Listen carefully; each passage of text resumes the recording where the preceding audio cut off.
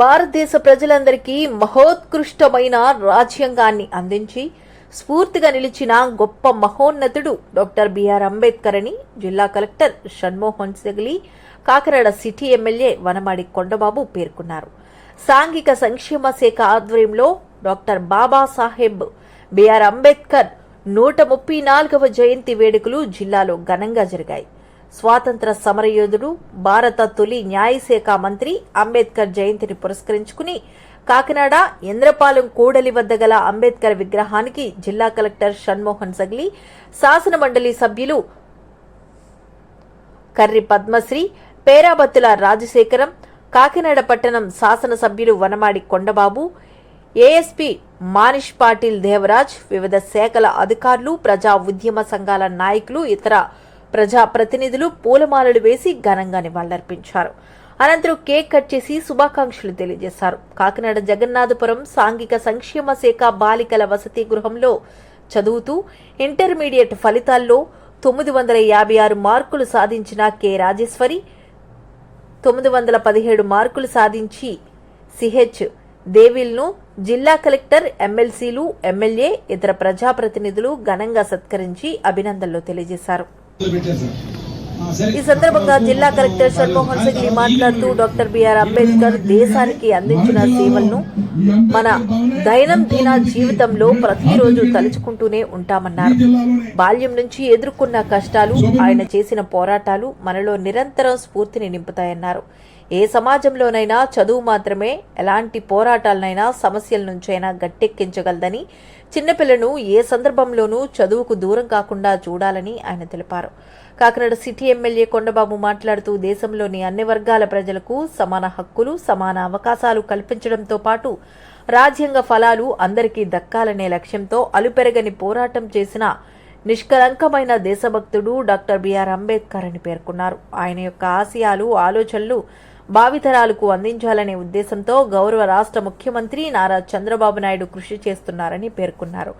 ఈ కార్యక్రమంలో సాంఘిక సంక్షేమ శాఖ in charge JD G Srinivasa Rao, SC corporation ED J Satyavathi, Mala corporation director Kollabathula Apparao, వివిధ ప్రజా ఉద్యమ సంఘాల నాయకులు తదితరులు పాల్గొన్నారు.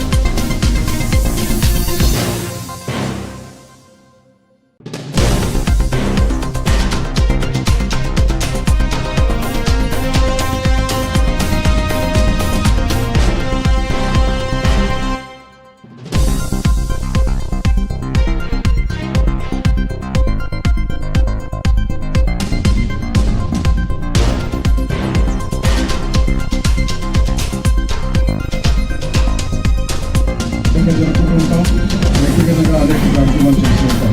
ఆయన గుర్తు చేసుకుని ఆయన ఆశయాల ఆలోచన విధానాలు భావితరాలకి ఎప్పటికీ మర్చిపోకుండా ఉండేటట్టు మనం నెమరు వేసుకుంటూ ఉంటాం. అదే సందర్భంలో బాబాసాహెబ్ అంబేద్కర్ గారి గురించి తెలియని వాళ్ళు ఎవరు లేరు. ఈ రోజు కొత్తగా చెప్పక్కర్లేదు. కానీ రెండు విషయాలు మనం గుర్తు చేసుకోవాల్సిన అవసరం ఉంది. బాబాసాహెబ్ అంబేద్కర్ ఆశయాల ఆలోచన విధానాలు నెరవేర్చాలని చెప్పి మన పెద్దలు ఎంతోమంది ప్రభుత్వంపై ఒత్తిడి తీసుకొచ్చి పోరాటం చేసిన సందర్భాలు ఎన్నో ఉన్నాయి.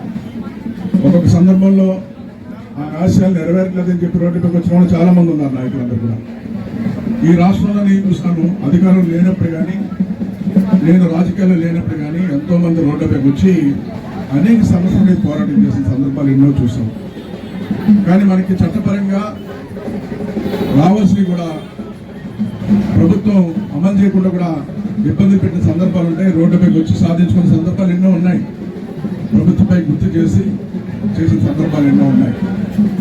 అదేవిధంగా చట్టపరంగా మనకి ప్రభుత్వాలు కొన్ని నిధులు కేటాయిస్తే ఆ నిధులు ఏదో ఎస్సీ ఎస్టీ బీసీలకి కేటాయించవలసిన నిధులు కూడా తప్పుదా పడుతుంటే కూడా కుల సంఘ నాయకులు కానీ అందరూ కూడా రోడ్డుపైకి వచ్చి చట్టపరంగా బాబాసాహెబ్ అంబేద్కర్ గారు మాకు ఇచ్చినట్టు ఆశయాలు, మాకు ఇచ్చినటువంటి ఆస్తులు చట్టపరంగా మాకు అందట్లేదు, అందించండి అని చెప్పి అనేక పోరాటాలు చేస్తారు. అయినా ఎవరు పట్టించుకోలేరు. బాబాసాహెబ్ అంబేద్కర్ ఆశయాలు, ఆలోచన విధానాలు ఈ రాష్ట్రంలో ఎంతో మంది అనేక ప్రభుత్వాలు వచ్చినప్పుడు ముఖ్యమంత్రులు పనిచేశారు, కానీ నెరవేర్చలేరండి.